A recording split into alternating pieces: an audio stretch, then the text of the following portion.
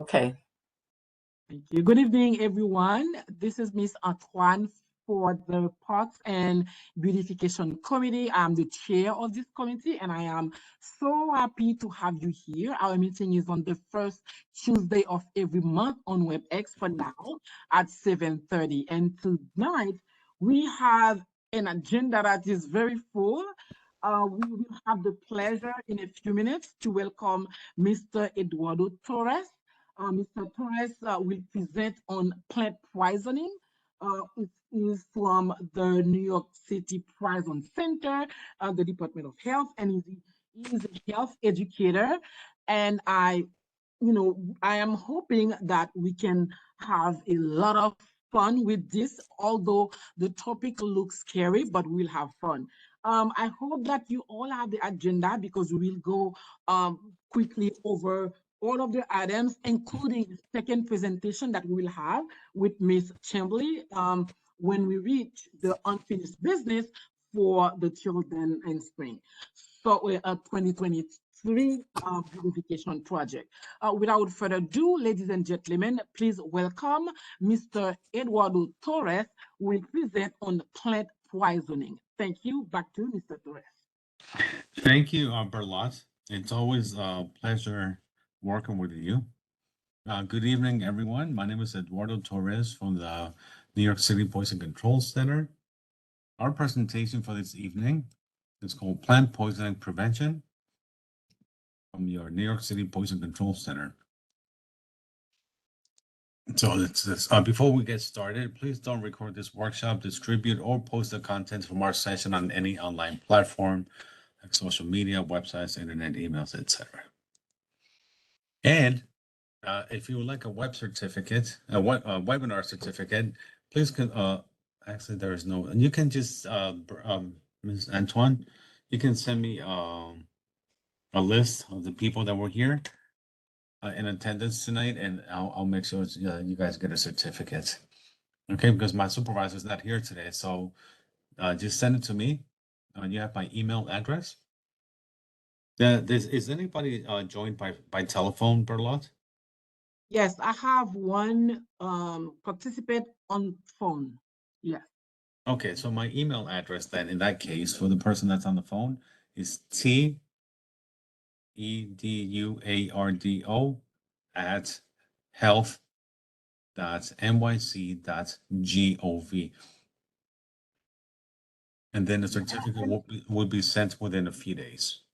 Yes, and I will also follow up with the list of participants because we are recording that so people can get their certificate of participation. Thank you. Okay, yeah. So they send me an email with everybody that was in attendance, and we'll send a certificate. Not a problem. So today we're going to discuss the New York City Poison Control Center, indoor plants, outdoor plants, mushrooms, gardening, and different resources available to you, the community. And just looking at this picture, it makes me happy that hopefully spring is around the corner, and then we can, get back outside. Although we haven't had much of a winter so far, which is great. And so we're gonna get started. So the Poison Control Center, it's a free telephone line, helpline that's available 24 hours a day, 7 days a week, every day of the year. We provide treatment advice and information about unintentional and intentional poisonings. There are 55 poison control centers throughout the United States.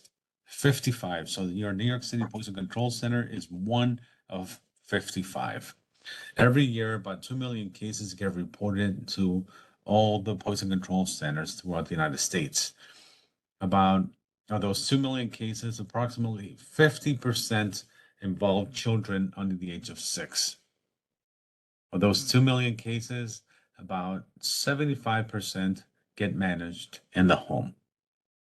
Okay, which is a great number because that's way more than more than 50%.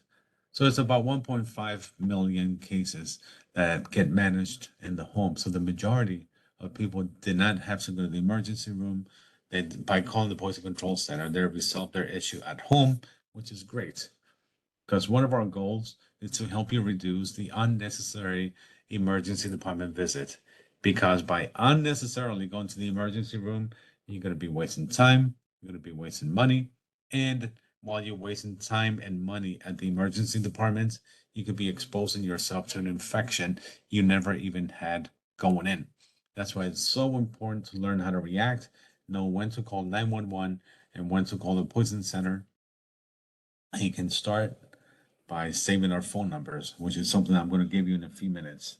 And also, we're going to talk about how to react in a poisoning situation. And that's more towards the end of the presentation.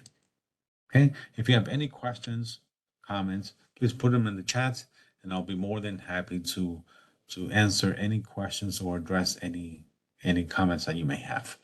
We provide service in the 5 boroughs of New York City, Nassau, Suffolk, and Westchester County.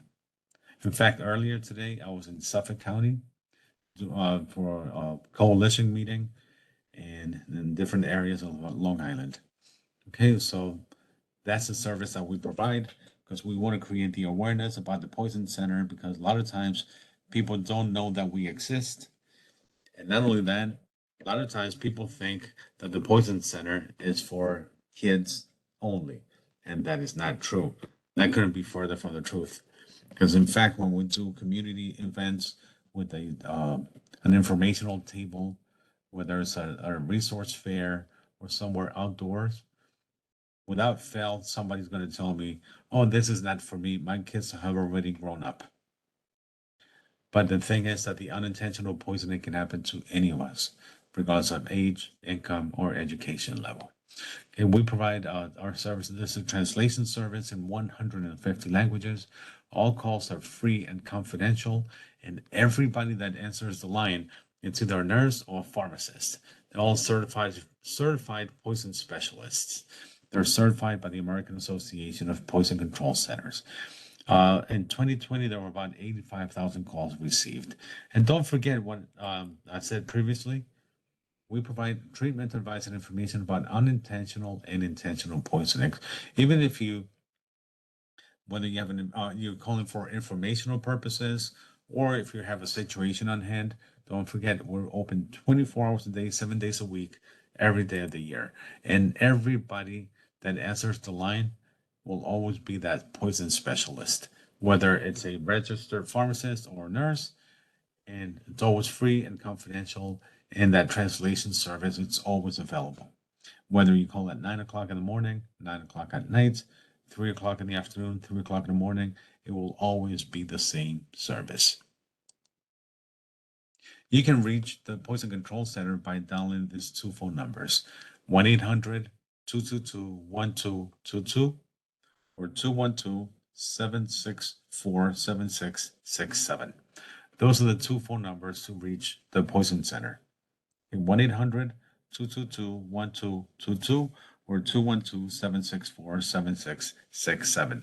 One thing though, if you called 1-800-222-1222 and your phone's area code is not from New York City, Westchester, or Long Island, your call will be routed to the Poison Control Center that's associated with your area code. So let's say you used to live in California and you have a 213 area code and you still have that number active and you live here now and you call the 800 number with that cell phone, you're going to reach the California Poison Center. Either way, you get the same service. But if you want to talk to the New York City Poison Control Center specifically, dial the 212 number. And that's just very rare anyway. So who's at risk? Again, the poison centers are for everyone, not just for kids. It's for everyone because just under half of all the calls to poison centers are about children, but poisonings in teens, adults, and older adults are usually more serious. Some common poison exposures for young children, tweens, and teens are pain medicines, household cleaners, foreign bodies like batteries, toys, and different things. Cosmetics is a big thing with children. We call them the pretty poisons because they're attracted to the cologne that father may be using or the perfume, the lipstick that mom is using. Then they get attracted to that, not realizing that they don't know how to use it properly. And if they drink the perfume or the alcohol, they may get drug-like symptoms. For adults and older adults, as you can see, it's mostly overall medicines overall. Other common poison exposures include household products, plants, which is something we're going to talk about today, mushrooms, pesticides, bites and stings, and carbon monoxide. Remember, almost anything can be poisonous if it's used in the wrong way, the wrong amount, or by the wrong person. If you suspect a poisoning, don't take a chance. Call us at 1-800-222-1222 or 212-764-7667. And please don't be misled by the fact that I can just easily tell you the phone numbers for the Poison Center, because believe it or not, I've been working at the Poison Center now for next month. It will be 12 years. Okay, 12 years. And that's the reason why I know the numbers by heart. So please write them down. Don't think that in a situation where maybe you got exposed, maybe you inhale some pesticides, or you got bitten by a spider or stung by a bee, and you're gonna remember these numbers. Because more than likely you're not gonna remember. You're gonna remember 911. Not every situation requires that you call 911. And that again, that's what we're going to talk about towards the end. It's how to identify when you call 911 and when to call the poison center. Now, moving on to plant poisonings, each year centers throughout the United States. When you see the abbreviation PCC, that's Poison Control Center. Okay. Most common problems arises from contact with sap oil that causes allergic skin reaction. And children and pets find plants appealing. They may eat the leaves, flowers, seeds, or even the berries on some plants.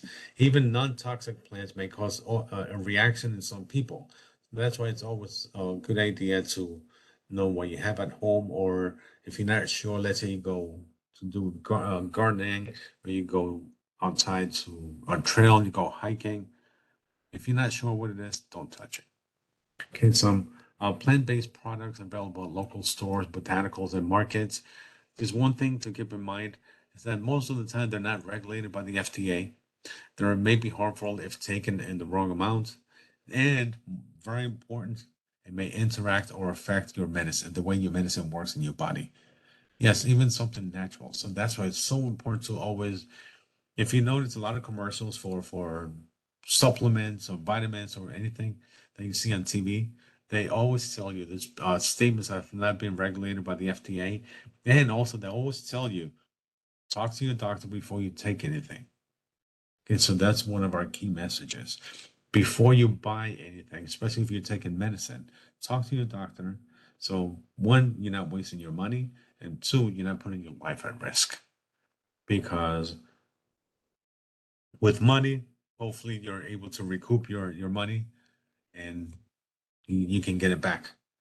But if you affect your health, that may not be the case. So please always make sure you read the labels, talk to your doctor because it may be harmful, especially if you're taking the wrong way. Because a lot of times there's a tendency, which is a human reaction, that you think, well, if it's natural, then it's nothing wrong. I can take as much as I want. But that's not always the case. So please make sure that, again, talk to your doctor or call the poison center. Call the poison center because we're always open. We never close. It's all you have to do is just pick up the phone and ask. Children and pets, always please learn which plants are toxic. Obviously, choose a non-poisonous plant, label them by name, just the same way that we always talk about household products to keep the label intact. And the same idea with plants, because you may have some plants that may be exotic and only you know the name, but if something happens to you and then somebody else needs to call the poison center or get help, they don't know the name, it's a good idea to keep everything labeled, keep things up high and out of reach, and don't chew on jewelry made from beans or seeds because then more than likely they got treated chemically, or they may have some paint on it that may be toxic, or also can cause a choke and hazard.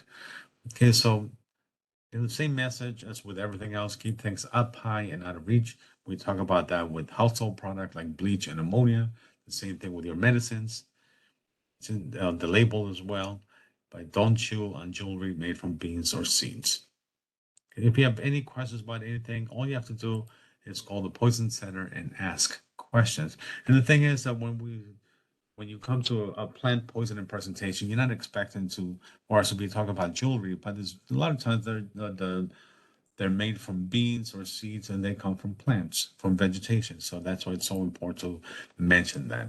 With indoor plants, we're going to talk about some common indoor plants which are non-toxic. Okay, if my presentation decides to work, I don't know why it stopped working.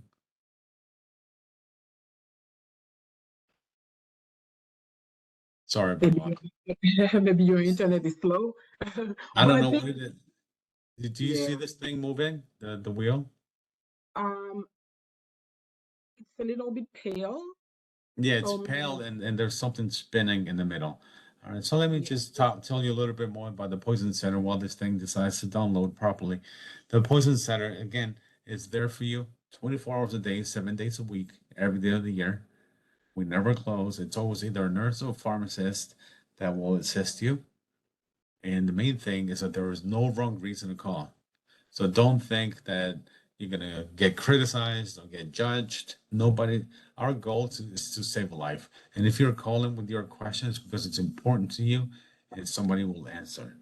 If let's say after you get your answer, 15 minutes you have something else to add to that question, or maybe it was not, they were not. You need more clarification. All you have to do is call back. Call back Okay. and ask again. That's it. That's simple. Okay, and this is not working. I apologize. So it's getting better now. So in I the know it meantime, looked better, but it's not moving. So let me stop sharing and start all over again. I apologize. It's technical I'm difficulties. about, yeah, so you can start over, but in the meantime, if people have questions, I would say like they can start, putting their question on the chat or getting Right. their question ready so you can answer, some questions when you're ready. Okay. So will you be able to answer question while you are doing the restarting, or do you want us to I wait? think this may come up. I see it. Can you see Oh, it? yes, you are Okay, back. great. Yeah. I give you some time Okay. to get things like that. I think it's maybe the computer doesn't feel like working so late. No, no, they are coming. This happened. It's just like the presentation is so beautiful. So I know I have questioned myself. So I know that people Okay, don't want. great. I hope I'm able to answer your questions Yeah, because obviously I don't know everything. you try. But if I don't know, I'll just tell you. I'm sorry, Bernard. I don't know. But let's see. Oh, Okay, so so you now, yeah, you're right. Yeah. okay, common indoor plants like non-toxic. For example, there's lucky bamboo. There's non-toxic. Some species can be toxic. So make sure that and they look similar. So that, again, that goes to our basic message: look like products. In this case, look like plant. So make sure that the bamboo that you're getting that you're buying is lucky bamboo. Obviously, if you ask the merchants, they may not know the difference, or they may tell you, "Oh, sure, that's the right one," because they want to sell it. So just double check if you have to. There may be some specifications or description to be look for to be on the lookout for, so that you'll should be sure that you're only getting lucky bamboo. That way, it will be non-toxic. Also, non-toxic plants like fern, this one, wandering Jew, jade, they're non-toxic, which is good because my wife has all these plants in the house. And poinsettias, exposure is usually not dangerous. Ingestion of a very large amount may be toxic.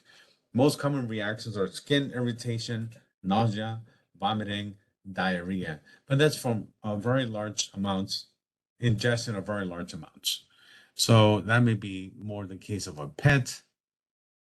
So just make sure you keep them up high and away from pets, from children. Some common indoor plants that may be toxic. Well, there are toxins like Dieffenbachia. It's a popular ornamental plant found usually in hotel lobbies, restaurants, shopping malls.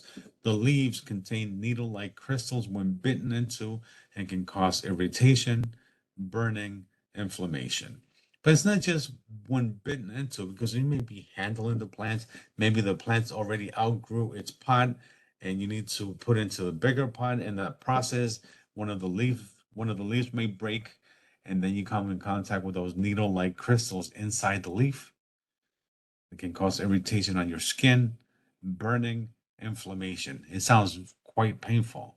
So that's what we recommend. Actually, this is coming towards the end of the presentation. And so when you do gardening, it's a good idea to wear gloves, gardening gloves, obviously, long sleeves.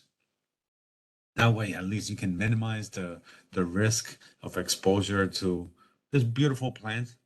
It's ornamental, but if it's broken or bitten into, it can cause all this unpleasant reactions like irritation, burning, and inflammation. So I gave you more the scenario of like the leaf breaking and coming in contact with your hand, with your arm, your skin.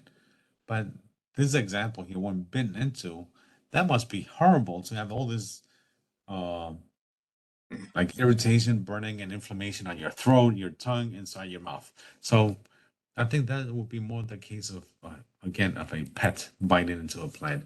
The philodendron, the same thing. It's a popular ornamental plant. Same toxic properties as Dieffenbachia.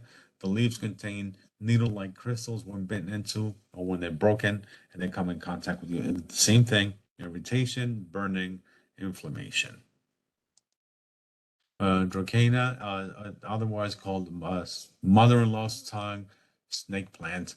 All parts of this plant are poisonous. The symptoms include vomiting, nausea, burning of the mouth and throat. Pretty plant, but please make sure that handle with care. If that's what you have at home or in your gardening, be very careful with it. Caladium, elephant's ears, or angel's wings, all parts of the plant are poisonous. The symptoms include painful burning and swelling of the mouth, lips, and throat. And even worse, if you already have different conditions, maybe you have a cold and you can't breathe, or maybe you have asthma. So please be careful with this thing, with this plant, because it can cause difficulty breathing, speaking, and swallowing, possible blocked airways. Beautiful plant, but just look at it from a distance. Just be very, very careful. Children may be curious because it's a colorful plant, it's very pretty plants as well. And so it's very important to just handle with care. Pothos, it's mildly harmful in small quantities. The symptoms include burning of your mouth, swelling of your lips, tongue, and throat. So obviously you can't breathe, skin irritation, vomiting, and diarrhea. Very painful, especially let's say you, for whatever reason, you end up with like this plant in your mouth and you can't breathe because your lips, tongue, and throat are swollen. How are you going to call for help? It can be very scary. And again, if you have different underlying skin conditions or breathing problems, it can be very, very painful. But vomiting, diarrhea, it's just obviously nobody gets plants with the idea that they're going to get all these horrible, painful symptoms. So the idea is to handle with care, keep them up high and out of reach. Because especially, let's say you have children, you have toddlers that are walking around exploring their new environment. They may find a leaf and put it in their mouth. So please be very careful. Again, keep them up high and out of reach. Put a label on it so everybody knows this is a dangerous plant. Keep it where it belongs. Again, up high and out of reach, away from children and pets. With chili pepper, it's used as a spice or ingredient in personal protection sprays. If the pepper or seeds are ingested, it can cause irritation of the lips and mouth.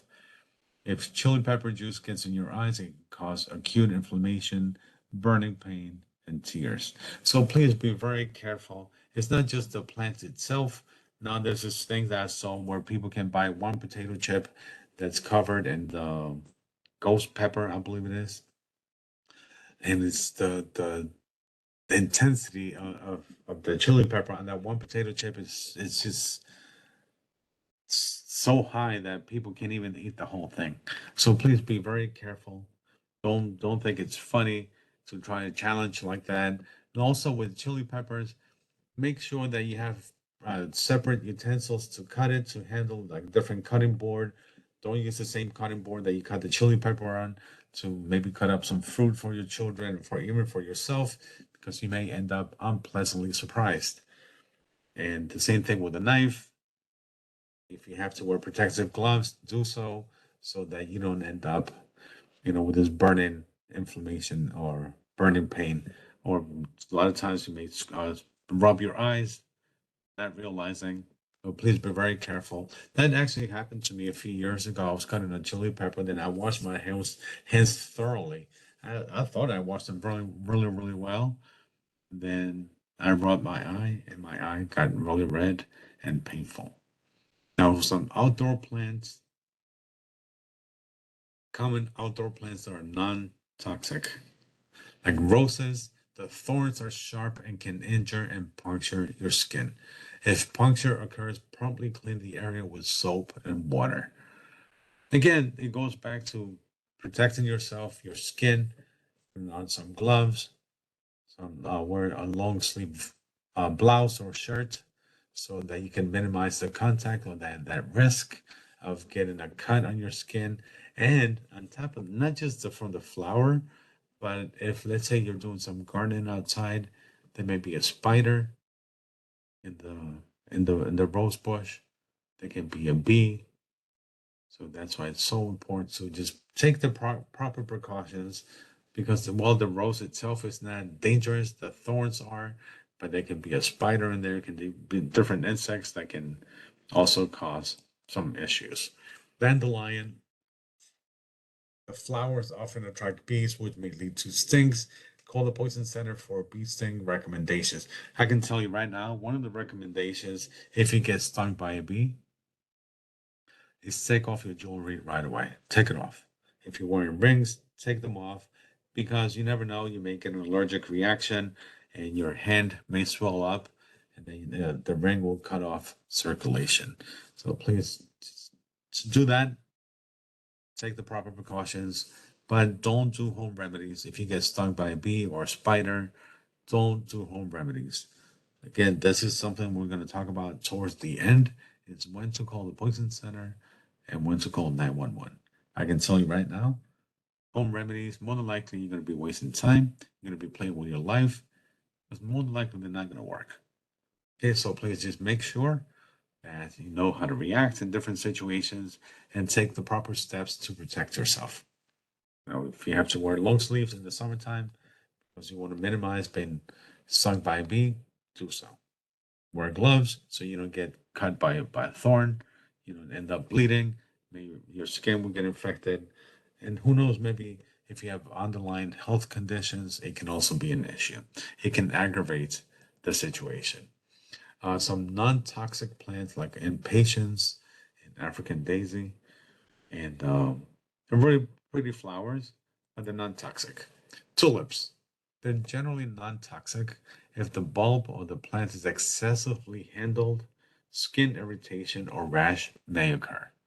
Okay, so again, it goes back to taking care of yourself, taking the proper precautions to avoid, getting a skin irritation or rash, because you never know, maybe it would escalate later on, or maybe you develop something, you never know. So I'm not trying to scare anyone. This is just simply an awareness program so that you can avoid, because I mean, obviously, if you're working in the gardening, is not to be exposed to different dangers. It's because the flowers are pretty, it's relaxing, you're out in nature. So just make sure that you take the proper steps so you can continue enjoying that and you don't end up hurting yourself. The daffodil, moderately toxic, may cause nausea, vomiting, and diarrhea, large ingestions. Small amount, more likely than that. The symptoms occur in both humans and pets. Okay, so just be careful with your pets as well. And again, like I said before, as I mentioned, the Poison Center is for everyone. It's for people of all ages. Nobody's going to ask you for a payment. Nobody's going to ask you for your health insurance. Nobody's going to ask. The only thing you have to do is tell, look, I got stung by a bee. and they will answer that question. They'll tell you how to respond to that situation. That's as simple as that, because our goal is to help you avoid that unnecessary trip to the emergency room. Okay? That's our goal, is to save your life. So you don't have to go to the emergency room, wasting time, wasting money, and possibly exposing yourself to an infection you never even had going in. Okay, so that's our goal. So keep that in mind. Please share this information with your loved ones, with your friends, and people that you work with, because the Poison Center is for everyone. Okay, some common outdoor plants are toxic. Some common symptoms are nausea, vomiting, drowsiness. Lily of the valley. All parts of this plant are toxic, even in small amounts. Additional symptoms may be slow heart rate, low blood pressure, cardiac rhythm disturbances. It sounds horrible to me. So please be very careful. Call the poison center right away if an exposure happens. All parts of this plant are toxic. It looks really pretty. I don't know why, but to me, the first time I saw this picture, I thought it looked like a bowl of popcorn. So please be very careful, because it may cause low blood pressure and heart issues. Okay, so please be very, very careful. That's why it's always important to have the number handy for the poison center. Oh, I think I did I skip one? No, the rhododendron. All parts are toxic, even in small amounts. Additional symptoms may be burning, tingling, numbness of your mouth, slow heart rate, low blood pressure, uh, coma, seizures. Call the poison center immediately after an exposure happens. Okay, so please don't just be very careful with them, because while they're pretty, they can be cause some serious issues. Foxglove, again, all parts of it are toxic. And beautiful flower, toxic in small amount, even in small amounts. Again, like the other ones, the additional symptoms may be slow heart rate, low blood pressure, cardiac rhythm disturbances. If an exposure happens, call the poison center. Oleander is the deadliest ornamental plant. Even ingesting honey made from nectar can produce symptoms like arrhythmia, tremors. Call the poison center right away if an exposure happens. But we keep saying that, but I have to add, there's a caveat. Yes or know when to call 911 and when to call the poison center. We'll get to that point. Okay? But please be very careful with this, because I know some people have drunk tea made from oleander, but even ingested honey made from this nectar can produce symptoms. So please be very, very careful. You can find in New York City and surrounding areas. All parts of it are toxic except the red fleshy berries surrounding the seed. Toxic, fresh, or dry.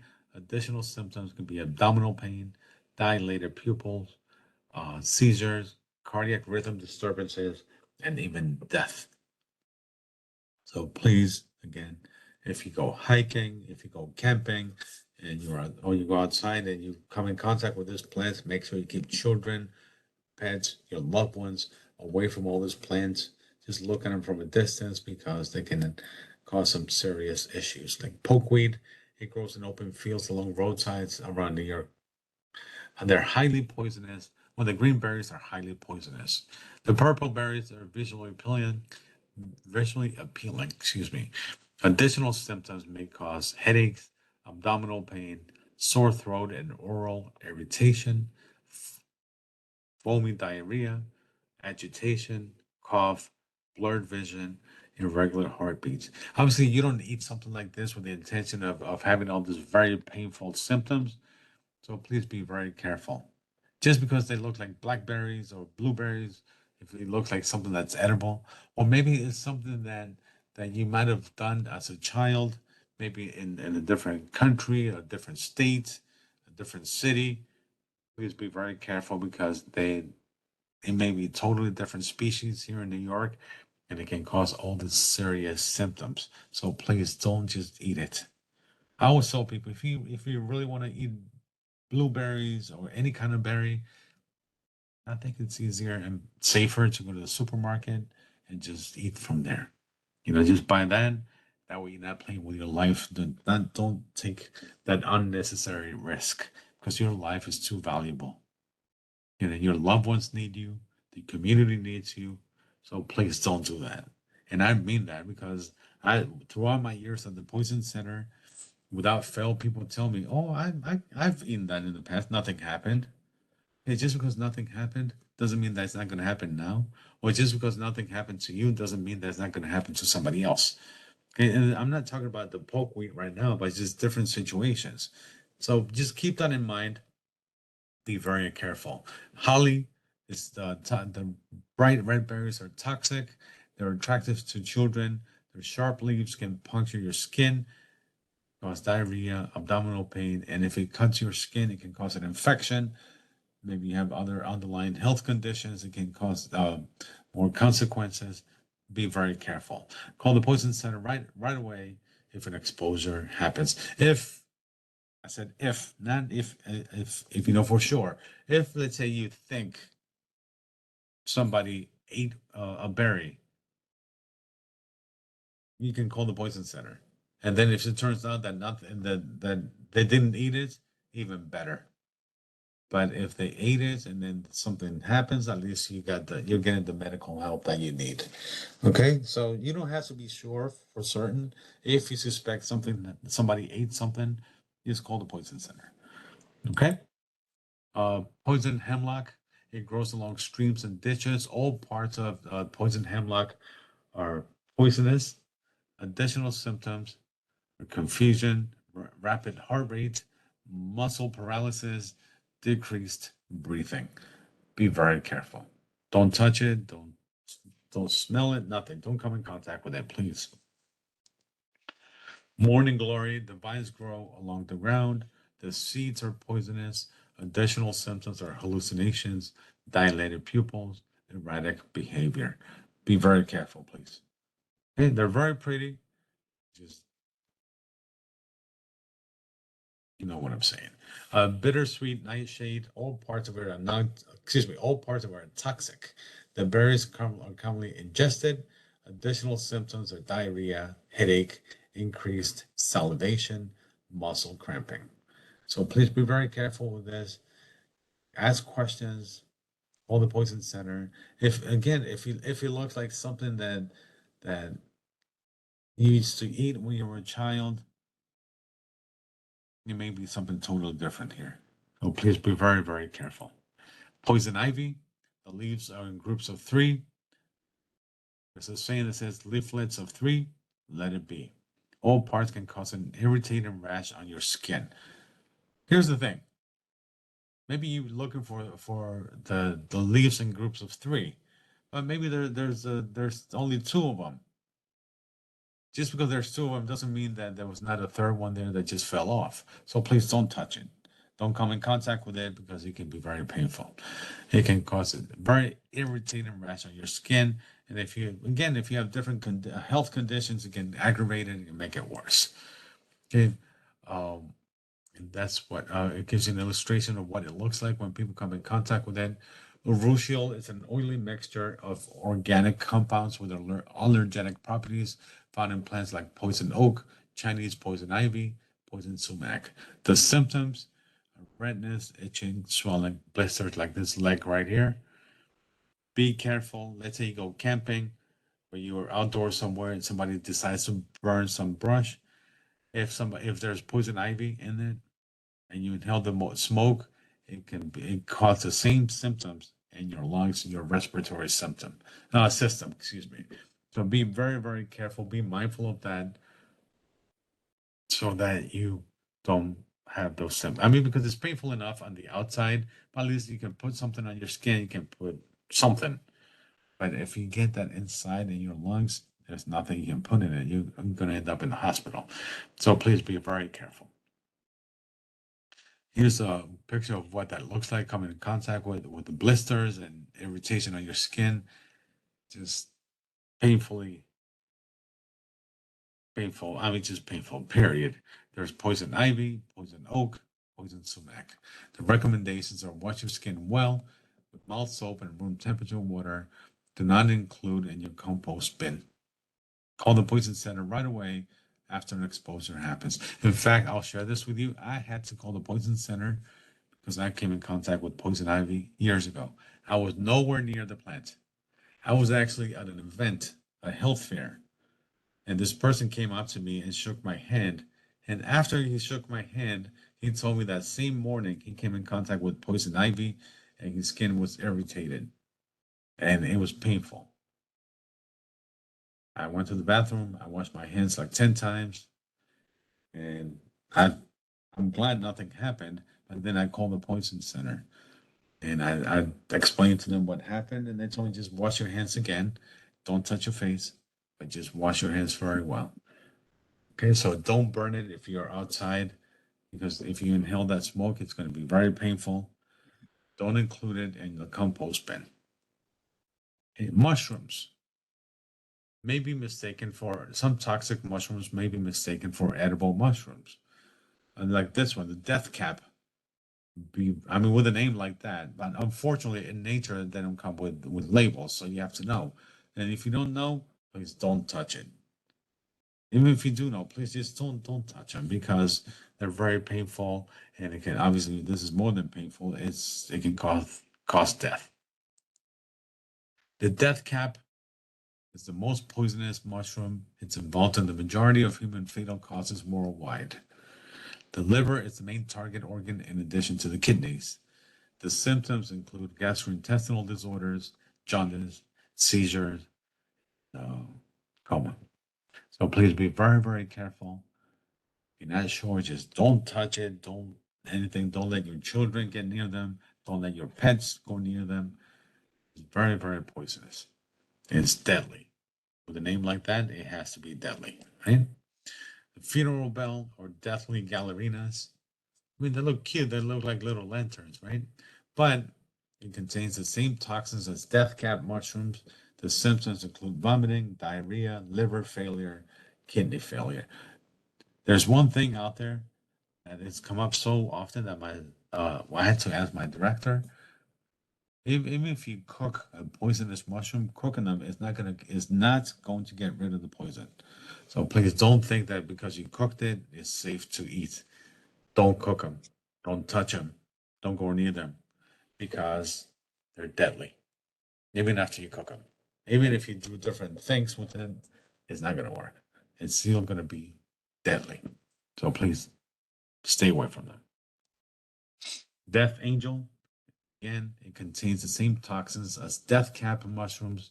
The symptoms include vomiting, diarrhea, liver, liver failure, kidney failure, liver issues. And the thing is that you need your kidneys to live a healthy life. The same thing with liver, so please be very careful. Don't play with your life. Even if it's something that looks like something they used to eat, don't touch it. Be very careful. Keep your pets away from them because it will be a painful death. Never pick or eat mushrooms from outdoors grown in the wild, parks, or other places. Cooking doesn't make the poisonous safe. I mean, the poisonous mushroom safe. Non-poisonous mushrooms can cause reactions in people who are sensitive to them. The symptoms from eating poisonous mushrooms can be delayed for many hours. So don't think that you're safe. Be very, very, very careful. And the garden, fertilizer safety, any questions you have, call the Poison Center. We're there for you, even for something as simple as, spreading fertilizer correctly or coming in contact with it, just call the Poison Center, ask questions. Fertilizer balances the soil with nutrients, minerals. Most used at home are minimally toxic. Again, call the Poison Center with any questions about proper use if an exposure happens. Insecticides and pesticides, and herbicides are used on garden plants and vegetables to control not pets, pests, plant diseases. Just be very careful because what is the purpose of a insecticide or pesticide is to kill the bugs. And if it kills the bugs, it can kill you. So please be very careful. Only use the correct amount and If it has to be mixed with different things, use the correct amounts, follow the directions, and ask the poison center for any additional instructions you may need, or even just clarification. Call the poison center. We're there for you.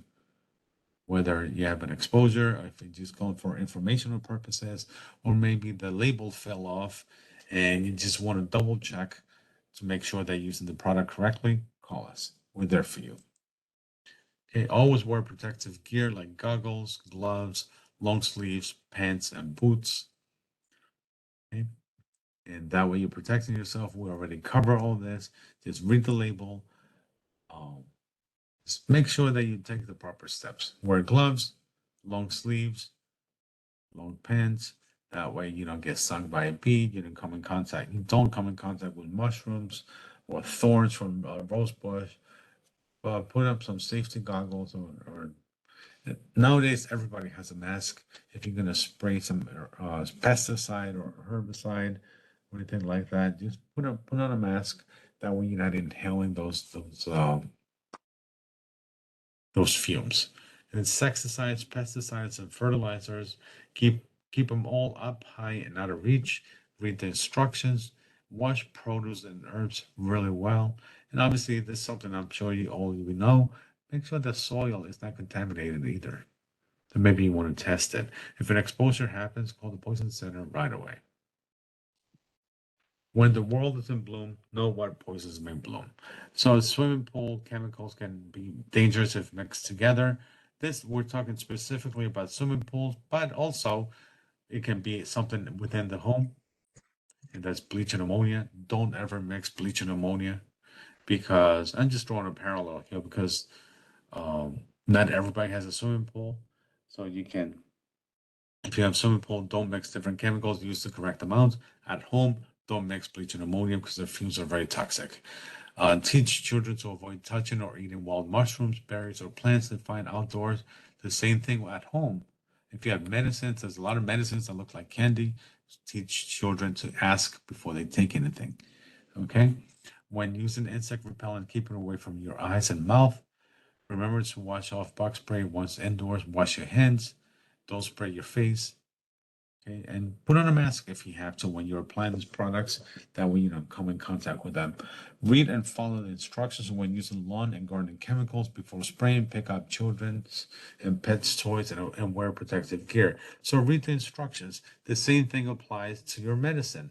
Read the instructions so that you'll know that you're taking your medicine correctly, especially if it's something new, a new medicine that was prescribed for you.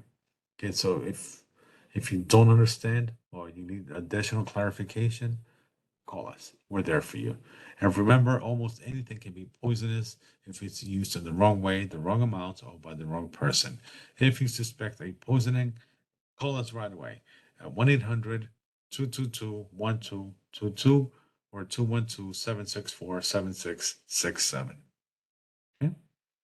Now, this is the part I've wanted to share. I keep talking about is when to call 911 and when to call the poison center.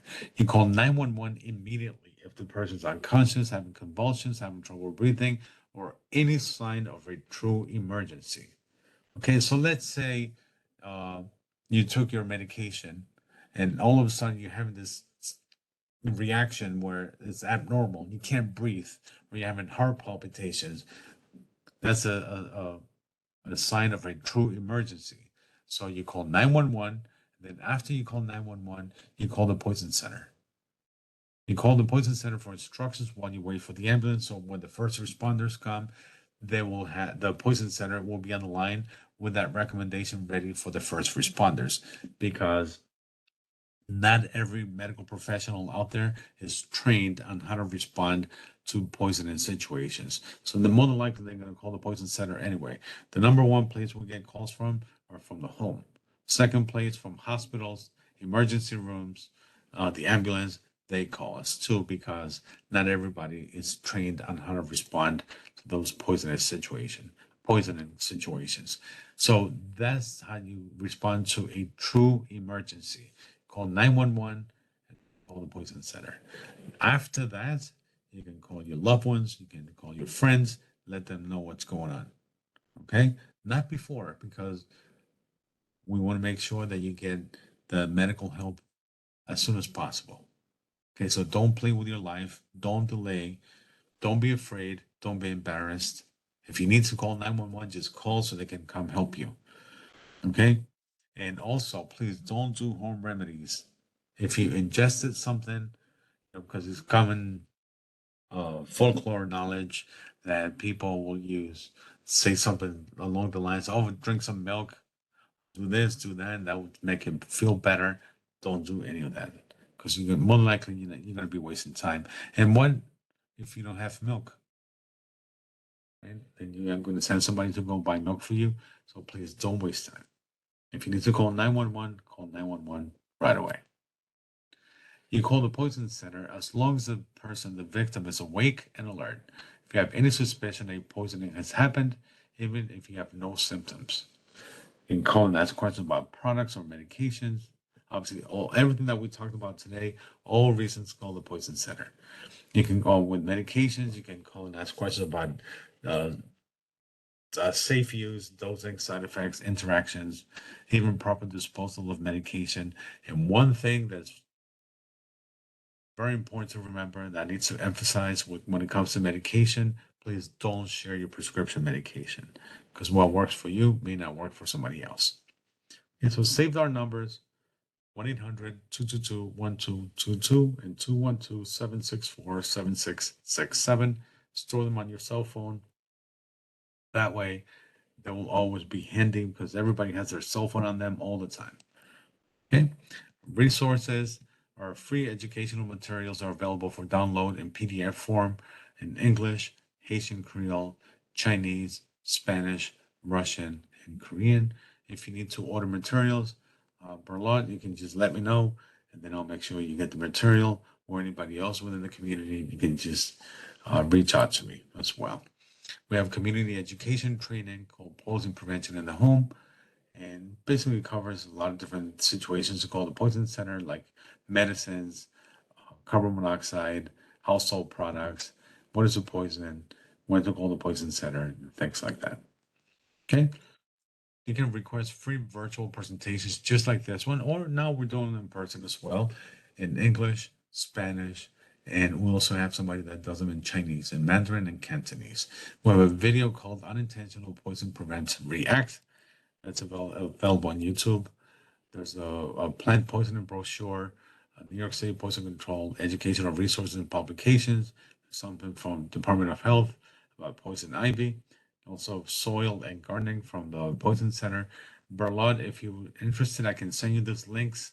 That way you can share with the community.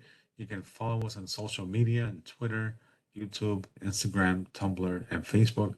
But this is all handled, managed by the New York City Department of Health. Okay? And again, back to the, I'm sorry, Barlot. Back to the certificate. If you're interested in getting a certificate, just Barlot, just send me the emails for everybody in attendance, and I'll be more than happy to make sure that happens for you guys. This is our team. There's me, there's Lauren, my director, supervisor, my director of community education, and my colleagues. There's my contact information right here. It says Long Island, but I also work in Brooklyn, Queens, and Manhattan. Okay, that's my contact information. Obviously, Berlot has my information, and I like working with Berlot. I've known her for how long now, Berlot? I've been More than 10 years. Absolutely. I've been at Poison Control for 12. So I would say about 14, 15 years I've known you already, which is great. Now, any questions, comments, concerns? So thank you, Mr. Torres.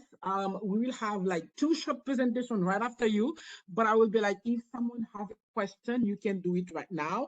Don't Yes. be so long, because we have Miss Chambly waiting, and we have Mr. Patrick Fuller here, who also need to present something to the group. Any question for Mr. Torres? Hi, Ms. Burlat and Mr.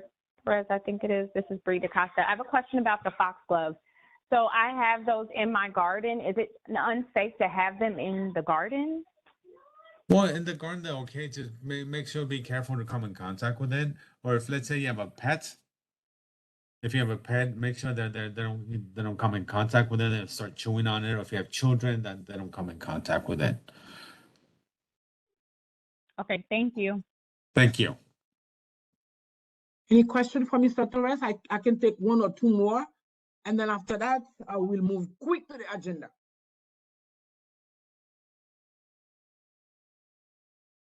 No questions?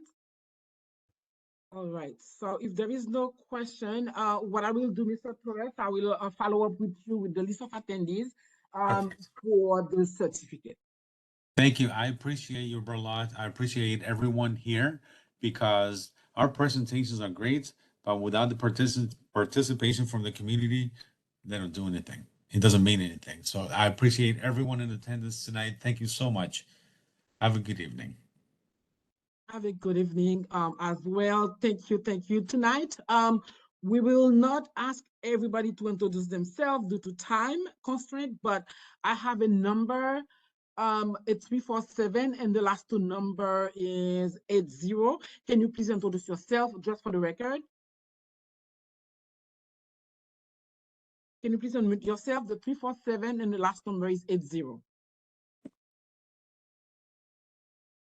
I don't hear anything.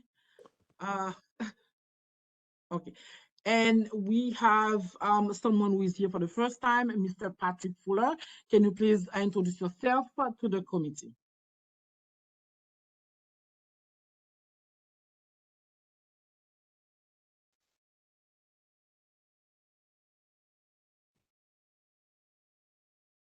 Am I muted or what? Can someone give me a thumbs up if you can hear me? I can hear you. I apologize. Oh, okay. I thought it was me. Yeah. I was on mute for a second. Good evening. My name is Patrick Fuller, co-founder of Ditmas Park Classic. We do basketball clinics and basketball tournaments in the Railroad Playground on Ditmas Avenue and 91st and 92nd Street. I'm here today on request of Berlat. Should I present now or should I wait? No, you can wait. Okay. Thank you. So the eight number with 80, can you please introduce yourself just for the record? Because I can see who is this number 34780, last number 80. That person is not muted. Hi, it's Berla. It's Jadeva Smith. Hi, nice to have Hi. you. All right. So as my report, I will go quick with my report. For this month after the last meeting and today, the March 7 survey, I call it a survey, but it's basically the request for people to submit information about what needs to be done in the park. I received a lot of input for that. And, I will keep you updated on what is next because there is something that is coming, but I don't have all the, results now to present to you, but things are, moving along. So at the next meeting, I will let you know what is being done. However, the list of suggestions and issues was submitted to the district manager, who is actually who is compiling issues in our community board for a possible walkthrough for someone from the mayor's office. So I will keep you updated on that. Other things that are happening as well, we have, I met with people who wanted to do some events with our committee, and among them, Mr. Fuller is one of them. He will present very soon. So the committee will do some events during the summer, which we will be off during the summer. However, we will have some events going on. If you want to participate, I will welcome your participation, even though officially the CV17 will be, not in session during the summer time. I just, Chair Daly reminded me about that, which I forgot. So I wanted to report that to you. Additionally, there are some information that I was supposed to forward to the members. I did not forward them, but I think I will work with Ms. Barton so you can have that. Among them were some materials provided by Ms. Tindley regarding when, like the distance where people can plant and those things. I will definitely forward that to you. And the last thing I want to mention is Dr. Madison Williams. I don't know if she's on the line tonight. She wanted to follow up with us for a presentation on PS IS 109. We didn't get a chance to follow up with her. I will follow up and I will keep you posted on that. Uh, for the minutes of January and February 2023, I wanted to take a vote now to see if there is anything, because I wanted to move to approve January and February 2023 minutes. If there is anything, let's move on to this portion of the agenda if there is no question for me on whatever I just report to you. Any question for me? I'm sorry, but I have to move fast. I'm sorry. So no question heard. If you get a chance to review the minutes for January and February 2023, we didn't vote for this at the last session because we didn't have the minutes on time, but we have February and January. I hope that you get a chance to review the minutes. So can someone please move to approve the minutes for January? Can I get a motion to approve the minutes of January 2023? Jackie Williams, I move that the minutes for January 3rd, 2023 be approved. Thank you. Can someone second? Linda Turner, second.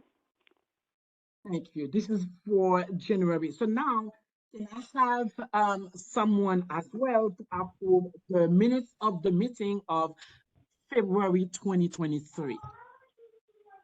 Ms. Burlott, before Yes. we approve those minutes, I did notice that it did not include some of, like, I think I had concerns about the park that we discussed. I think George brought it up, and I didn't see my comments in the minutes about my concerns regarding the school's request to have the park granted to the school, and I think there were some renovations that she wanted. I know we discussed Tilden Park as being more of a priority, and I don't see that in the minutes.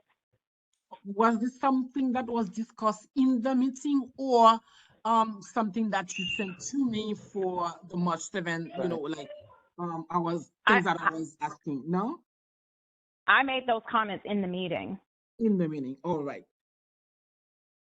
So anybody else want to mention something that we need to correct in the minute? Anything else? Thank you for mentioning that. I didn't realize that. Yeah, I just wanted to make sure it was, on the record. Okay. Give me 1 second.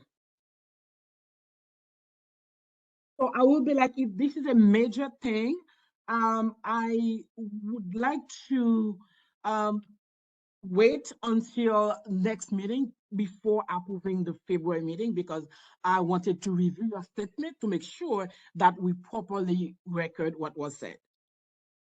Mr. Antoine, Yes.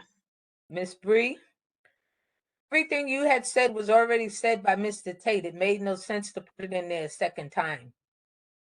When I read through it, I don't see a lot of commentary about that, but if everybody is okay with it, then that's fine. Sorry, good evening, ladies and gentlemen. Miss D? Miss D, Master, how you doing? This is Roger Daly, chair of the board. How are you? Hi. So my question, just really fast, instead of tabling the minutes, when you review the comment, is there something specific that you would like for Ms. Barton or the committee to correct, that you need to amend the minutes to reflect that comment? So can you put that on the record, what those comments were, to be added to the minutes, as opposed to tabling it, just in case you do or do not have quorum for next month? Sure. Do I need to email that, or No, you'd I have need to to state address it. it now? Yes, Okay. you state it. Okay. So, I mean, I have to go back and look at his comments again. But I just wanted to make sure that I was also on the record as, you know, supporting his statements regarding the park, because I felt like he and I said not two different things, but they were slightly different. I think his was more so, what George said was more so about there not being enough parks in the area and not wanting the park to be, you know, given to the school. Whereas my concern is that we have been talking about wanting to renovate Tilden Park and to get funds to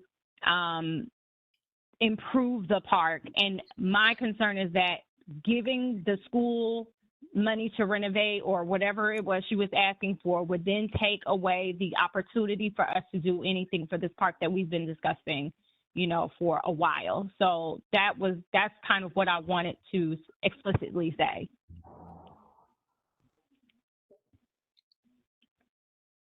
So basically, you're saying that you would like to amend the minutes to reflect that you want the parks to, that the parks committee to improve the parks, and you want the schools to get funding to improve. I wasn't clear. Ms. Barton, are you clear on what she wanted, or? It was regarding the park, the Sharentano Park on East 45th and Farragut. PSIS 109 wants to take the park as part of the school. On Okay, that so call, she also asked for funds, though. She also asked for funds to improve the park, which I'm saying that instead of giving them funds to improve that particular park, we've been asking for funds to improve Tilden Park.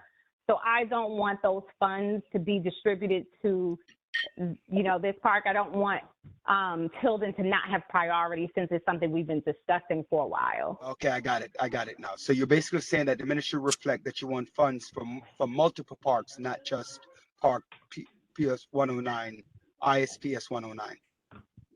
Correct. Okay, all right, not a problem. So Got it. the minutes can reflect that. Okay. So got it. So, Mr. Chair, while you are here, let me ask you for an advice. Wait, I can't speak yet until she finished the minutes. Okay.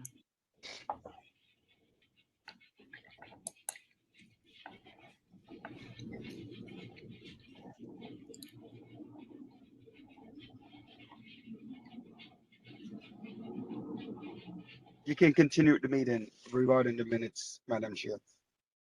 Yes. I wanted to ask you for just a quick advice, because you were talking to Miss Bree. What I wanted to ask for the approval of the minutes with the amendment. Can we approve Yes, the I would minutes? approve. Yes. Yes, I would approve the minutes with the amendment. Okay, thank you. So do I need to make a motion? Yes. Okay, I make a motion to approve the minutes for February, what is it? Sorry, February 7th, with the amendments discussed. To add more funds for multiple parks, right? Correct. I just said that. Someone wanted to add something? I'm gonna. I have to get up for you. Yeah. Can someone second the motion?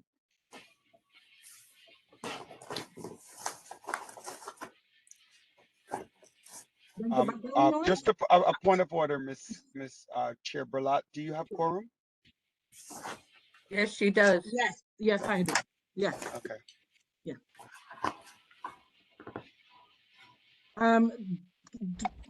I don't know if someone had seconded that, but I didn't hear. I heard some noise, but nobody really second.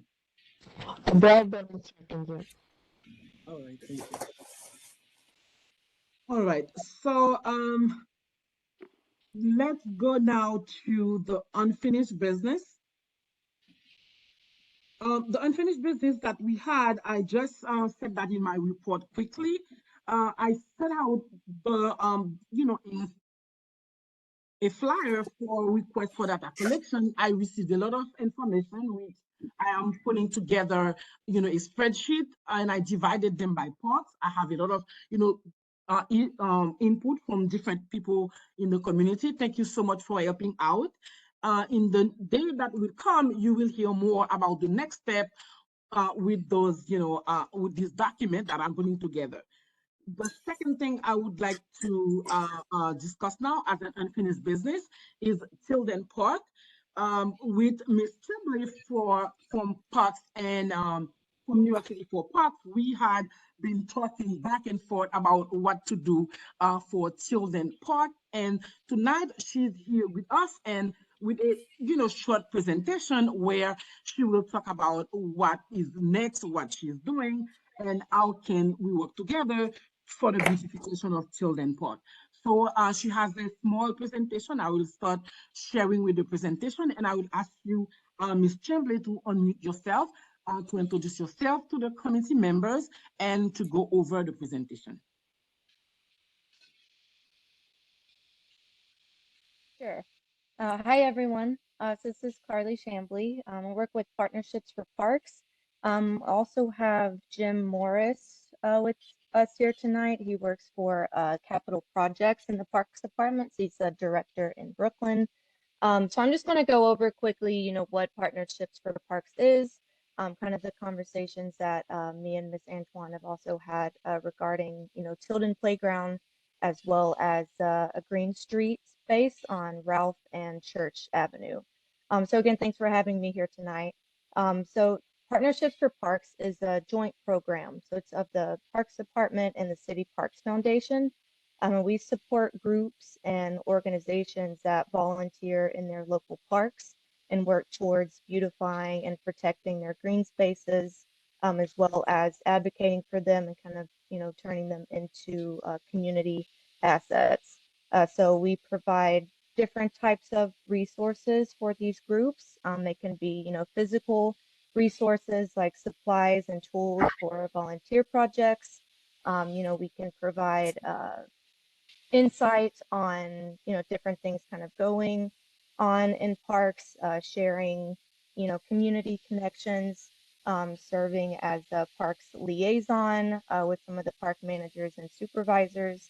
We also work with community boards, so we can help provide insight of different uh, neighborhood parks and kind of navigating through some volunteer opportunities, as well as kind of distinguishing, what's something that, parks managers have been working on in their park spaces, and, what are some items that would need to be brought to the local council member that cannot be tackled simply through, volunteer programming.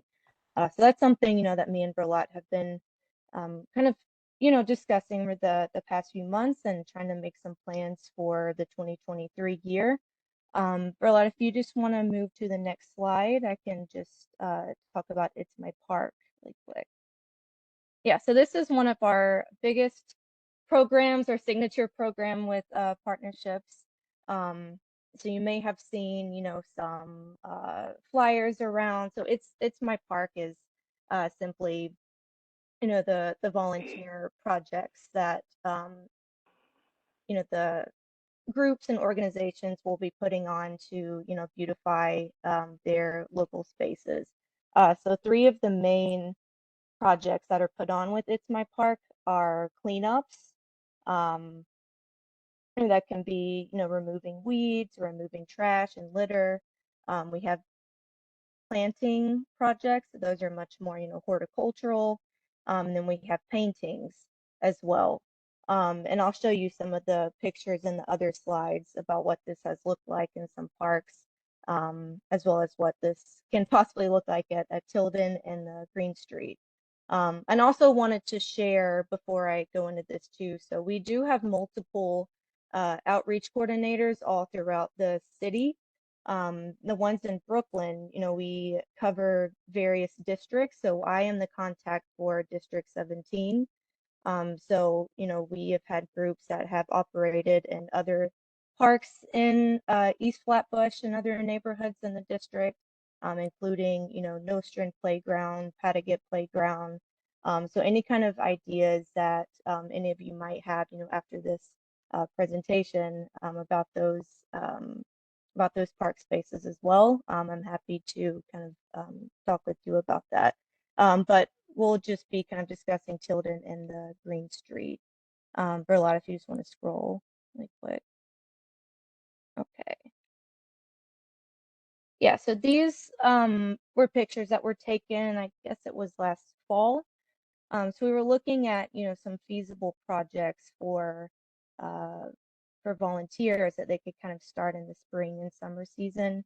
As you can see here, there are some green spaces within the park that could definitely use some TLC. So we're thinking about doing a spring planting project, as well as just, removing some of the weeds that have kind of accumulated in the space, and over time, just kind of tending to these areas, with that can be seasonal plantings, can just be kind of episodic, weed removal. So these are, kind of the feasible projects that volunteer groups could definitely kind of start out with at Tilden. You see here there is an empty tree pit. So me and Berlotte had looked at this side as well. Um, so tree pits are also something that Partnerships for Parks can assist with. Um, we have had groups that have, uh, done small plantings in tree pits. There is kind of a longer process for doing a tree planting, but we do have, shrubs and flowers you can put in these spaces as well. So, these were some of the more horticultural projects at Tilden that we were looking at. And then if you want to scroll down just a bit more, Berlotte, and show you some of the painting projects. So this is another area of volunteerism for Partnerships for Parks. So we, we'll have groups paint fence lines, paint playground equipment that has kind of deteriorated, as you can see um, with the old paint here, as well as painting park benches. So this is something that, partnerships can provide the supplies for, including the paints, the paint brushes, the rosin paper, to put on the ground. So these would be very feasible projects for the 2023 year. At Tilden Playground, and I know a couple of other spaces in District 17 that could use some of these painting renovations as well. So that's also something that is coordinated through us. If you want to scroll down just a bit more. All right, so this is Green Street. I know this had been a community request that Berlotte had brought to my attention about how to get more involved in green streets. As you can see here with this picture on the left, that is, on Ralph and Church Ave. So we do have our volunteer groups who will tend to green streets like this. So it's a bit more of a commitment in terms of, making sure to tend to it throughout the year. Um, especially with watering, which is something that is very needed with these kind of smaller Green Street areas that might be a little further away from watering sources. But with these types of green streets, so what we do with Partnerships is coordinate with the horticulture team. So they will come and, do a site visit of the space, kind of look at different considerations, watering needs, shading needs, what types of plants would be, thriving in these areas, soil conditions, all of those types of things. And then from there, getting approval for the space that the volunteer group can, use and tend to it. And as you can see here on the right, these are just a couple of other Green Street volunteer projects that I just wanted to add to give you kind of an idea of what these have looked like in the past. As you can see on the top right, we have some of the park crew and the gardeners that are involved. So they are, kind of providing some insight to the volunteers who are doing planting. And then on the bottom right, there's another group of men who will come out regularly, kind of clean up some trash that, accumulates in the green space or the green street as well. If you want to, yeah, you can go ahead and scroll down, Berlat, to the last one. Okay. Yeah, so this is my information here. Again, I have been wanting to get more involved in CB17 and, with the other districts that I'm working in. So I'm always here as a resource for you. With Tilden and Green Street, we just to, give everyone an update on kind of what that progress is like and with the timeline. We're just currently awaiting a site visit with the horticulture team to approve some of the projects that we have in mind. Plants as well can sometimes be coordinated through the Parks Department. We do have a citywide nursery. There are some logistics there for actually requesting the plants and picking them up at the citywide site. But that's something that, I'm always happy to kind of talk with people about kind of what these logistics look like. So I am, hoping that sometime in April or May we can really get going with these areas. I know Berlat has been very helpful in, getting, or I guess forming a group that would like to start doing these projects more consistently. So that really would be kind of the next steps here with these parks, is just getting that approval from horticulture, and finding a group of people that would form an official partnerships group. We call them community partners. And we do have kind of we have a volunteer program as well, just, for anyone who's interested in just doing kind of a one-off project. Maybe you are part of a school or a business or a corporation, and, you just wanted to kind of get some people out. Feel free to reach out to me as well, and I can kind of navigate you to those staff within partnerships too. So that's it. I'll put my email in the chat as well. But thanks again for having me, and I'm here to answer any questions. So thanks, Berlat. Yeah, thank you, Ms. Tremblay. In this group, we have a lot of people who are already volunteer. I have a list of names, as I told you, that I will send to you. Members who said that, they want to be part of this team of people who want to work for the beautification of Tilden Park. Some of them are here. I think that I can open the floor for questions. The time is moving fast because it's already 8:55. I will ask for 10 more minutes so we can finish at 8:10. So if you have question for Ms. Tremblay, please do it now, and don't keep it, too long. Thank you. Anybody with questions? Hello? Yes. Yes, this is Albany. I have a question. You said we can pick up plants at a nursery? Citywide nursery? Yes.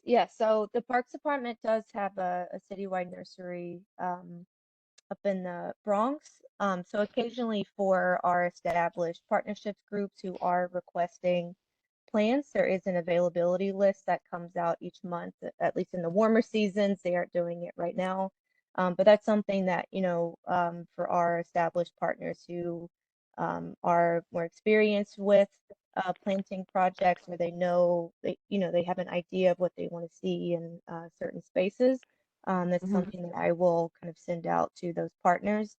I will add that, on the City Parks Foundation side, so they do have some grants and funding opportunities for our community partners. So that's kind of a route that some groups take for, getting certain types of plants that they may want for projects, additional tools that, partnerships may not be able to supply, and just, kind of a supplemental way of kind of supporting their projects. And I can put this in the chat as well. It's a City Parks Foundation website. So, Mhm. feel free to navigate through that, which will show you, a lot of different programs and resources that, we have to offer. Do you have any in Brooklyn? See at like imagine for plants like for seeds. For seeds, Mhm. yeah, for seeds, that's something, there is an additional nursery in Staten Island, called the Greenbelt Native Plant Center. So sometimes they do have seeds available. Again, that's something that I can always, and try to coordinate with you in the future. I know seeds are a little more difficult to acquire though, than just, plants. All right, thank you. I think today is like a beginning of a long conversation that we will be having with the group of people who said that they want to be part of, this project for children. So today I wanted to invite Miss Chumble so she can, start the conversation so you can have an idea of everything that can be offered, everything that we plan to do for children. Don't be jealous because we'll also look for other parts to do some improvements. But today we wanted to start with children. And I also want to acknowledge on this line, Mr. James Morris, the Director of Capital Project for Parks, who is also listening today. So we have more people who will be working with, this committee to see, what we can do first for children parks and then for other parks in our community, sorry. Mr. I don't know if there is one more question. Yes. Hey, a lot. This is Ricky DeCosta. I have a quick question. Yeah. I apologize. I did not get your name. The woman who just represented, I apologize. Can I get your name real quick again? Oh, yeah, that's fine. I'm Carly. So Carly, how you doing? Shambley. Sorry, it's Ricky DeCosta here. I have a question about what you had just mentioned. Is that really just for park upkeep? That doesn't include, kind of fixing any indentations in the cement or any cracks on the ball court or anything like that. That's mainly just for just park upkeep, I'm assuming, right? That's correct. So what, community partners have done, if they do have certain concerns, certain, suggestions, like the cracks in the concrete, like you mentioned, things that would, um, obviously be a little more tedious than just kind of a beautification project or cleanup.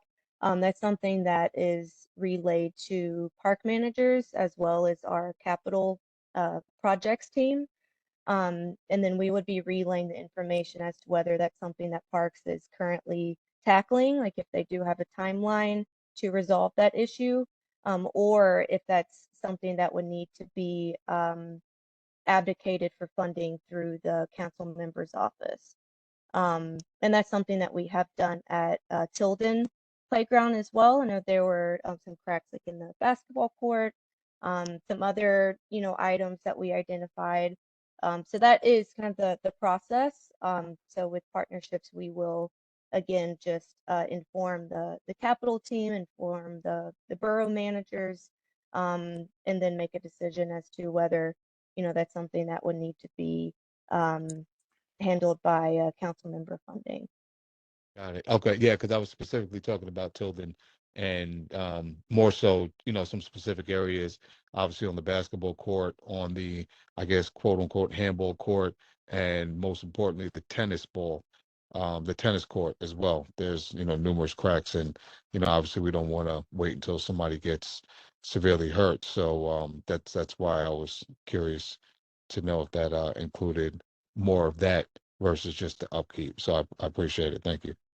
Mr. DaCosta, I could certainly chime in a little bit too. I just want to quickly introduce myself. My name is Jim Morris, as they were saying before. I'm also from the Parks Department. I'm the Director of Capital Projects for Brooklyn Parks. And what I'm going to do is I'll leave my contact information. Obviously, if anyone has any questions about the capital process or on a local or higher level, please feel free to email me with any questions. And to quickly, I don't want to take anyone's time or anything like that, but yeah, there's a line between what would be a safety concern that our office, as Carly was mentioning, the managers would fix in-house in our shops. We have blacksmiths, we have electricians, we all have kind of tradesmen. They go around and fix the park if there's safety issues. if it's more of an issue of it just being not just, but if it's aging and needs an update, that would be veering into something more capital based, and we can certainly talk at length on that. And again, I'll leave my contact information if anyone wants to call me, email me, anything like that. I'm always available. Thank you, Jim. Appreciate it. Yeah, we would. I mean, however we can move forward with that, I would definitely like to do it sooner than later and be proactive. Because obviously we've, and Burlot, I apologize if I'm taking too much time, but we've been discussing this for the past year. Obviously, some more intense and rigorous sort of interventions with the park that we wanted to do. And obviously that's going to require fundings of millions of dollars. We understand that, but it's one of those things that, when you own a home, you don't wait until all these major little things become big projects, right? You just want to kind of start tackling it now before it comes too big. And obviously we know you guys are, the experts here, know when things become too much of a project before it requires too much funding. So whatever we could do now, we would definitely want to be proactive in that regard and take some steps now to start tackling that.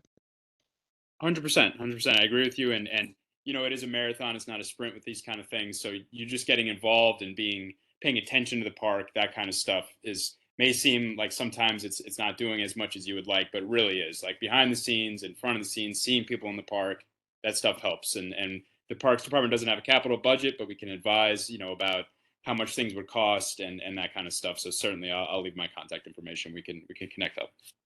Thank you. No problem. Yeah, thank you so much. And I will follow up with everyone on the children part. As you can see, things will move along. It's slow, but we are moving anyway. So thank you for your contribution. Now we are moving to new business. I apologize for taking more of your time, but this is a very important event that I want to bring to you as a part of the new business. We have some events, as you can see on number 8. There is the Parks and Beautification Family Day summer event that we are planning to do in July. No specific date yet, but I will communicate with you by email so we can see if we can come up with a date. There is also a breast cancer walk in the park that we want to do for October 21st. That's, down the line, but I want you to put that on your calendar. In addition to that, on June 18, we would like to have a father and daughter, father and son, type of event on Railroad Playground, which is on Deep Mass Avenue between 91st and 92nd. And in order for us to do that, it's an event that Mr. Patrick Fuller will be the leader of, and we will collaborate with him. So now I will ask Mr. Patrick Fuller to please take the mic and explain to the community members what is the project about, if people want to contribute and be part of it, so they know what to do. Okay, good evening. Once again, I'm Patrick Fuller, representing Dickman's Park Classic. Like I said earlier when I introduced myself,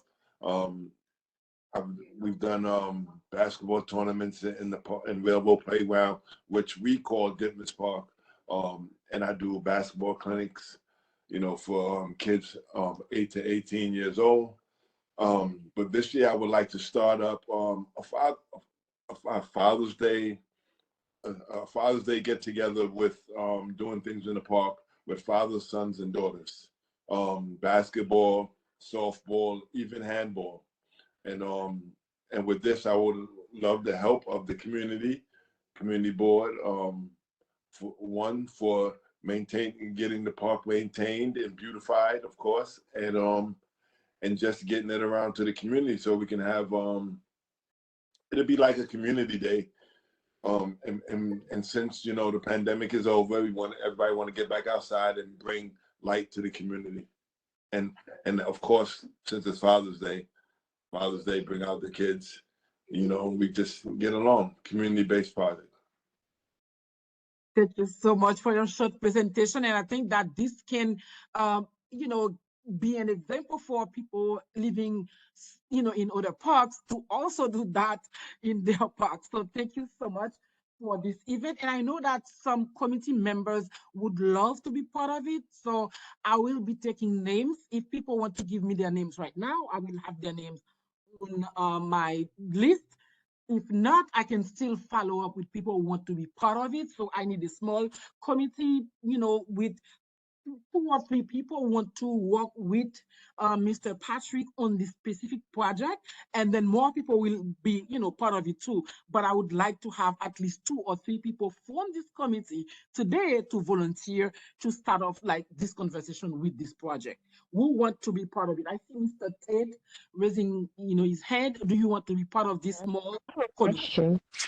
No, no, No, I'm no. sorry.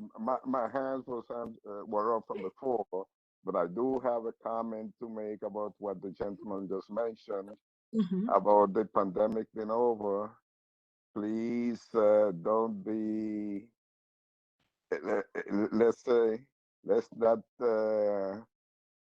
um, advertise that. Okay, because I'm a case after all 3 years, never tested positive until 2 weeks ago. I was positive for 5 days, negative for 5 days, and today I got a rebound. I'm positive again. Okay, so it's still out there. So please be careful when you mention that the pandemic is over. It's not quite over. It's not as bad as before, and it's not as dangerous as before. But here I am as of tonight. I'm back to the drawing board. Another 5 days of isolation. Um, but my hands were up because I wanted to follow up on something that regarding Ricky DaCosta, the conversation between Ricky DaCosta and Jim Morris. But that's Give past. So me one second. I don't want to take up the time on All that. right. We passed that. Okay. Understood. Understood. Okay. So I also recognize Miss Adele Bennett. Hint, you have a question? Yes, thank you. Yes, I have a question. Is there going to be a charge for this in the park? Are there going to be loud music? Are there going to be some type of protocol? Like absolutely no alcohol, no loud music. There's going to be a time limit. What is it going to be? Absolutely no smoking. Well, it's a park, so I would say till sundown. Yes, I would like music. Smoking, I mean, smoke is not allowed in the park, period. So that shouldn't happen You at can all. get that But permit. You but get you the already permit. know the community. Um, Yeah, I know the community. I live not too far from there. right. And as for music, you got to get a permit for that from the Yeah, that's parks not a problem. department. And as for sundown, people got to get up and go to work. Not necessarily. Yeah. So you have, oh no. What would you like to be the time limit? Well, if what type of day? If it's a Sunday, It's a Sunday. It's well, Father's Day. It's so Sunday, you June start 18th. in Yeah. the June afternoon and you 8th. finish, Wait, say when? about 7, 8 o'clock. I'm sorry? Finish start in the afternoon and finish by 7, 8 o'clock. Wrap it up. Okay, So that's do not you even a want to be problem. part of it, Miss Bennett? Do you want to be part of the team? I will let you know. Okay. So Do I a little bit will more investigating. I know that the conversation is nice. We would like to Hi, sorry. I just want to sorry again. This is Chair Daly again. Just to make sure that everyone understands, Ms. Barton, I just want to make sure that if conversations can be held in the chat, that would be great because it is, we do need her permission to extend beyond her hours and it's approximately 9:11. So please, be cognizant of what comments can be placed in the chat or can be emailed out to any of the presenters for today. I just want to make sure that we're very cognizant. Mr. Daly, I didn't hear the last sentence because you are a little bit muffled. Can you repeat the last sentence, please? I'm just saying that we need to be very cognizant of the time because Ms. Barton is on the clock, a staffer, and we appreciate the fact that she's spending additional time, but we're also about 15 minutes beyond our regular scheduled work hours. So we have to be cognizant of our comments, and whatever can be placed in the chat or in the email, please do so. Yeah, I think that we covered the last item. I don't think that we have more questions. I mean, for now, I will follow up with the members. I think we covered everything. It was quick, but we did. So for people who would like to be part of it, it will be a beautiful event, Fathers, Daughters, Fathers and Son Day for June 18. I will follow up with, with you one by one to see how you can contribute. And for the permit, we will we will assist with the permit, and we will work with you, Mr. Fuller, to make this event happen. And thank you all, thank you everybody who came today. If there is no question, we will adjourn the meeting. Anything urgent that someone want to say before we adjourn? I'm sorry. So, first of all, I just want to acknowledge Chair Berlat for your work that you have done with the Parks and Beautification Committee. Taking over after COVID, and you've done a fantabulous job in terms of getting things done, getting the Parks and Beautification up and running, and a lot of the events that you have done. So I just want public to say thank you for the record, that it's also on the record, and your committee for everything that you guys have done to increase and move the community forward that we're doing here in the community. On the second component, I've also known that with Ditmas Classic, I personally am one of the founders of the Classic, and we have done a tremendous amount of things in the park for young people, for young men, and we have also started to work with also young women in terms of sports and bringing collegiality on the work of what we do. And since there are no lights in the park, we do things within the confines of the hours that, as we say in the West Indies, you work at sunrise and you stop working at sunset. So that's what it is. So those are just two comments I want to add. Thank you, Mr. Daly. Well noted, and thank you also for your support in helping me to do this job. Now it's 9:14. Thank you, Ms. Barton, for giving us this extra time. We steal it from you. Now I will ask for a motion to adjourn this meeting. We shall, communicate by email and phone call after today, but I will ask for a motion to adjourn this meeting. It's now 9:15, and I would like to adjourn this meeting. I motion to adjourn the meeting. You can't do that, Ms. Gordon. You cannot adjourn the meeting.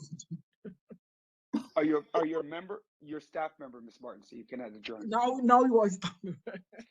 Oh, now I am. Oops. Sorry. So someone else? Linda Turner, I make a motion that we adjourn the meeting. Ann Hudson, I second. Ricky DeCosta, I third.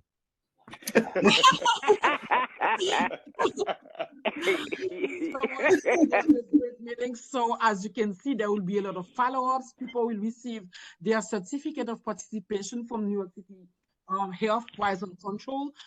Everybody who take part of this presentation will receive their certificate, and I will follow up with you. 2 different groups filled in the June 18 event. Thank you so much for your time, and we shall see each other again next month. Thank you. Okay. Good night, Thank you. everyone. Have a good night. Good night. Everyone. Good night, everyone. Good night. Good night. Thank you, Mr. Daly, for reminding me.